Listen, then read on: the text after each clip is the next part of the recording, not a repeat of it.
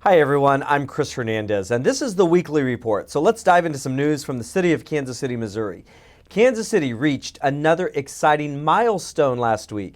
The 1 millionth zoo visitor of 2016 walked through the gates. This is the first time the zoo has hosted more than 1 million guests within just one single year. Stephanie Jackson from Waterloo, Iowa was the lucky winner. She received a 2017 Friends of the Zoo membership, a gift basket, and an exclusive penguin ice shelf experience, which enabled her family to get up close with a bunch of frosty friends. The zoo is open year-round, but will be closed on Christmas and New Year's Day. Now let's check in with some of our city's departments.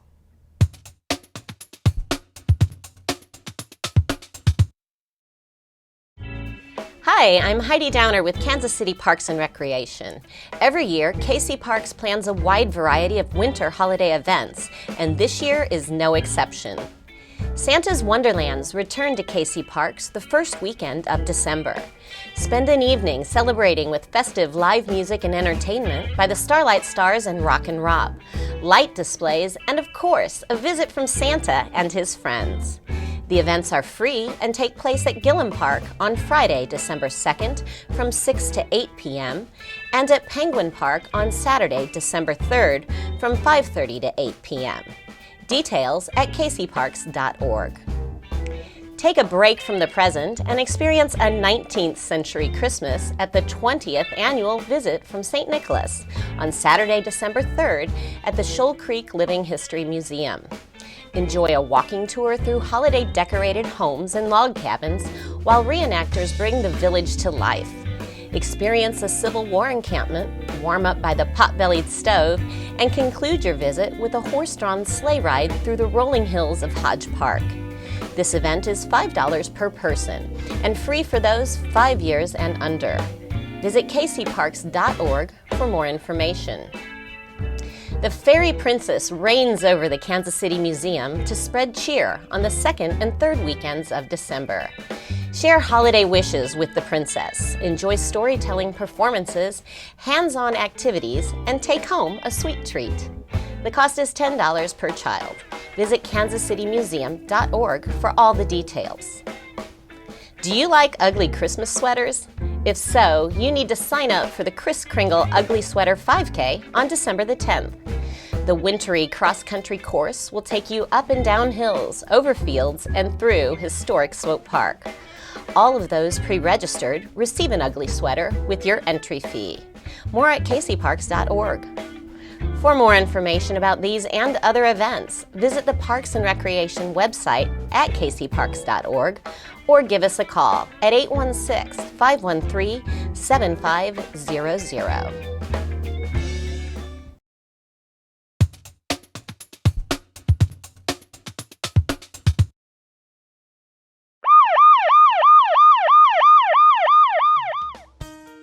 What would you attempt if you knew you couldn't fail? Allergies, are you allergic to anything?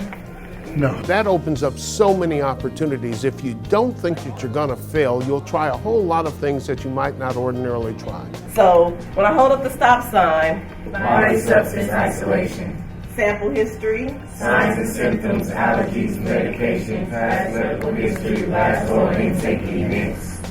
Well, I think this program was important and still is important for us to implement because we need to give students options and to be able to give students the opportunity to give back to their communities in a very real way, to be able to help people directly when they're in trouble or in any kind of need. We wanted to give the students a pathway to do that at Manual. They see that they're part of a family and part of an extended family in which we have mentors that come up here and interface with the kids all the time, and they get a chance to go to the station. They get a chance to understand what it is to live in a fire culture, and I think that's important as we start to recruit, because I believe a lot of these children, and in fact when you spoke to them, never thought of firefighting as an occupation that was viable or that was available to them. And I think primarily that's because when you go into fire stations in the neighborhoods where we have schools at, whether it be at 34th and Basile, 31st in Indiana, you don't see individuals that look like them. And so when you go in and you encounter that, you don't understand that this is an occupation that is open to me and is a viable opportunity.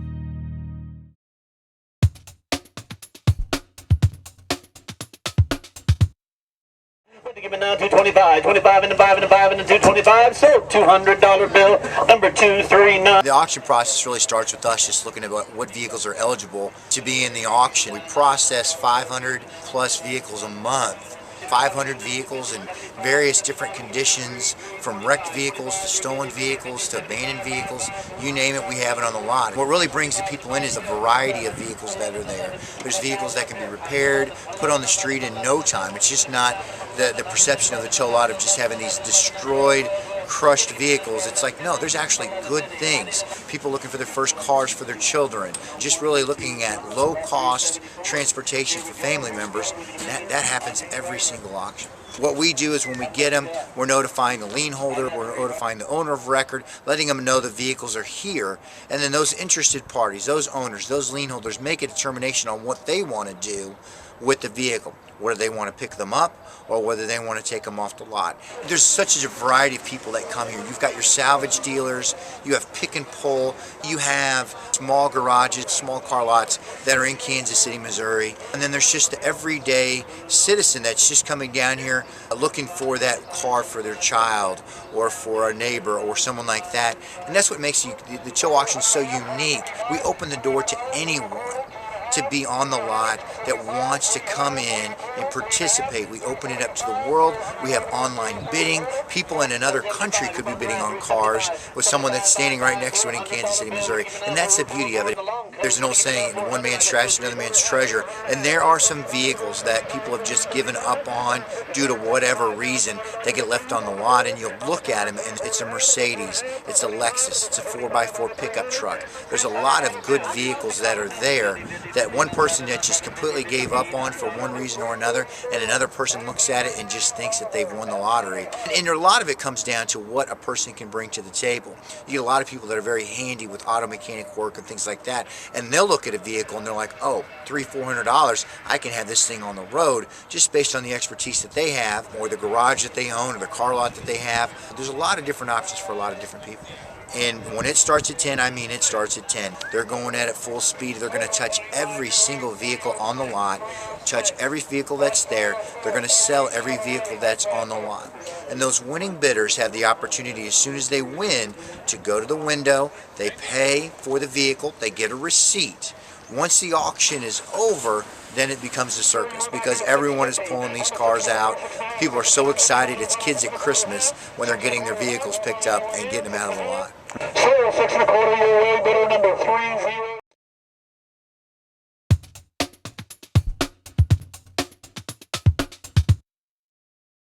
The Kansas City Boys Choir was founded in 1995 and the Girls Choir in 2006. Both are forums for the development and the enhancement of the mind through music. The choirs both perform regularly throughout the year, and the holidays is an especially busy time for the choirs. Here to talk to us about the upcoming performances and a little bit about the organization is Mr. Ali, who is the founder and the executive director of both the Kansas City Boys Choir and the Girls Choir. That's correct. Thank you for having us in your home. Absolutely. Thank you for being here. I'm so excited.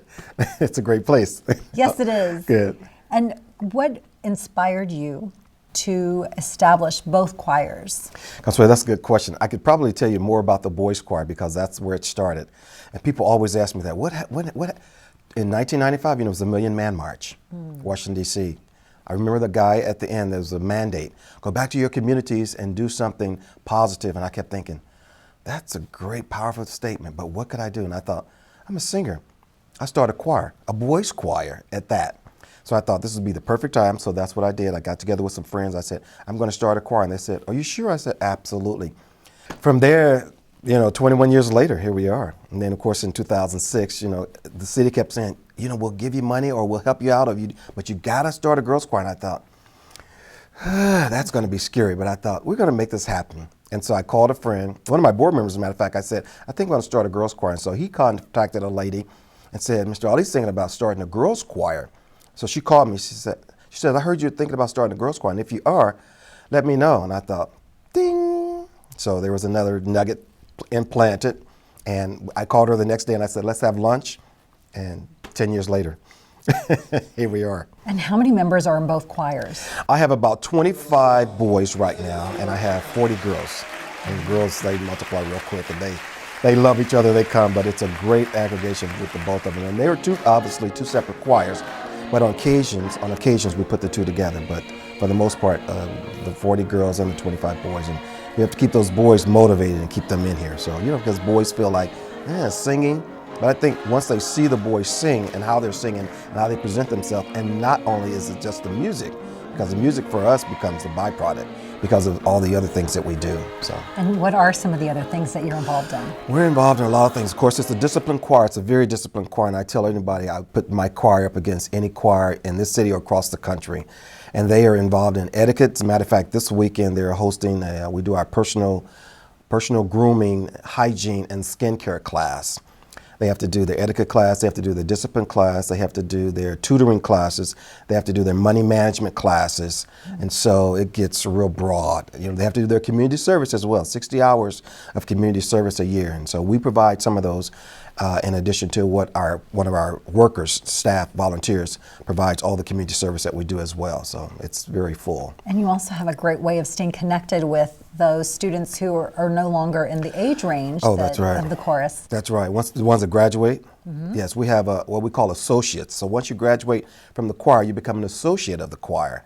And as a matter of fact, we just had a little holiday deal this past weekend, and most of them showed up, but they always show up. We have this thing about each one reach one, and so you can't go too far, and you have to always give back. And you always give back to who gave to you. And we were one of the entities that gave to them. So we expect them, and they always come through every time. They have big sisters in the choir. They have big brothers, or little sisters and little brothers. And so they create that connection that doesn't leave. So it's always there. And the ambassadors, who are the graduates of the program, have gone on to do incredible things outside of Kansas City. Oh, tremendous. I was talking to one of the guys the other day who was I thought he was a 7-time. He said he's a 5-time Grammy Award winner. I said, well, that's good enough. 1 time is good. So he's a 5-time Grammy Award winner. We have writers, we have producers, we have doctors, we have lawyers. As a matter of fact, we have on our board, I have one of the guys who's an engineer who graduated from the choir, now serves as a board member for the organization. 100% of our kids are graduating from high school, and then 100% they all go to college. And that's wonderful. Speaks volumes. It does speak volumes. And how can people find out about all of the performances that you have coming up, and also about how to be a part of the choirs?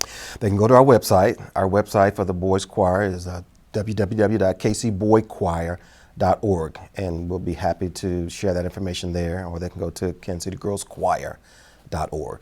Well, thank you so much for all that you do in the community, and for having so many wonderful ambassadors of your program, and thank you so much. Ambassadors of the city after they leave the program too. Thank you. It means a lot. Thank you. Absolutely. Thank you.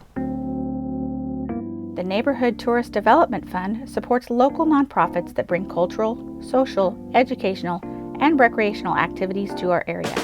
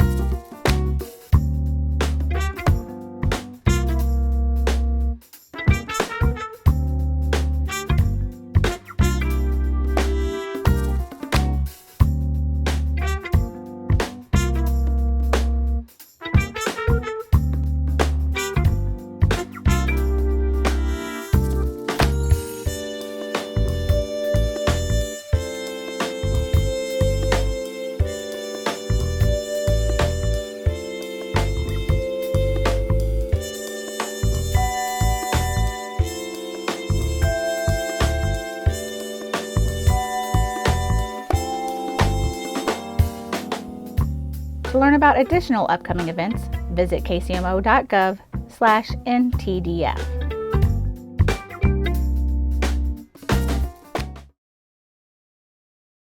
The city's final fall curbside leaf and brush pickup is underway with collections in the Central Zone the week of December 5th and the North Zone the week of December 12th. Remember, you may leave up to 20 bags of leaves and bundles of brush at your curb on your regular trash pickup day. The city's leaf and brush drop-off sites are also open, and they are located at 11660 North Main, 1815 North Shoto Trafficway, and 10301 Raytown Road.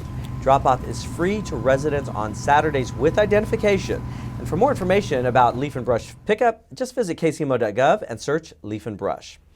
City Hall is decked out for the holidays with its annual tree made entirely of vibrant poinsettia plants. And of course, holiday activities abound throughout the city. This year, you can shop, eat, tour downtown condos, and more during the Downtown Dazzle events. This happens during the first 3 weekends of December. Activities will be held at Union Station, in the Power and Light District, Crown Center, and the City Market. So check out the website at downtowndazzle.com and enjoy free rides on the streetcar or a special holiday trolley. And while you are out and about enjoying all these festivities, be sure to show off your photos. Share your best shots of Kansas City landmarks decked out for the holidays. Your photos may be featured on our social media channels, and we will be happy to credit you. Email them to communications@kcmo.org with the words holiday photos in the subject line. That does it for this edition of the Weekly Report. To view this program again or other Channel 2 videos, go to kcmo.gov and search Channel 2. That page has a link to our YouTube channel and all of our great programs for viewing on demand. Thanks for watching. I'm Chris Hernandez. Have a great week.